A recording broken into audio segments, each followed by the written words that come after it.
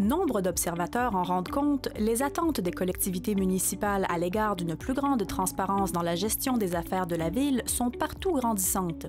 La complexité des problèmes, l'hétérogénéité des populations, la diversité des groupes d'intérêt comme les aspirations à une meilleure qualité de vie contribuent d'autant de manières à faire monter les exigences des citoyens à l'égard de la vie publique. Des instruments comme le budget participatif et le budget pluriannuel constituent de puissants outils de responsabilisation pour toutes les parties prenantes de la gestion de la ville et de ses institutions. Des citoyens mieux éclairés peuvent être d'un meilleur apport à la délibération. Ils peuvent mieux juger des choix et alternatives et mieux mesurer les résultats. Des élus mieux outillés pour conduire le dialogue social peuvent faire de la reddition des comptes et de l'évaluation des résultats des occasions de raffermir la confiance dans les institutions.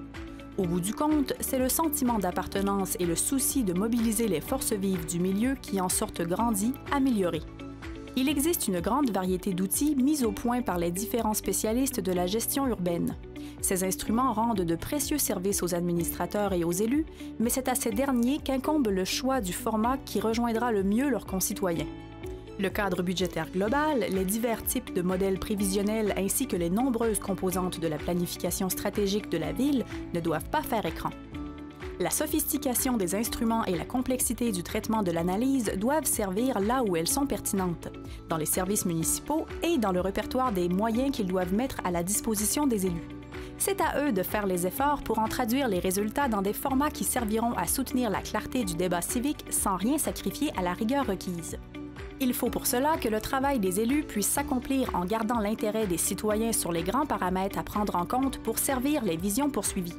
Cela prend très certainement des instruments conçus pour la tâche, des instruments pédagogiques construits pour dévoiler ce qui se cache derrière la complexité. Les liens entre les revenus et les dépenses, l'explicitation des hypothèses sur lesquelles sont construites les prévisions, les grands paramètres des équilibres budgétaires, tout cela mérite d'être abordé en misant sur l'amélioration des compétences civiques, c'est-à-dire, ultimement, sur des procédures de consultation et de délibération crédibles. Des institutions comme l'Office de consultation publique de Montréal, par exemple, peuvent être d'un apport indispensable aux autorités municipales pour faciliter aussi bien l'expression des divers intérêts et questionnements que leur discussion dans un cadre impartial et rigoureux. La transparence a un prix, certes, mais ce n'est pas d'abord celui auquel on pourrait penser spontanément. Ce n'est pas tant une affaire de gros sous que d'accepter les moyens techniques que les instruments de gestion ne doivent jamais primer sur les conditions du dialogue.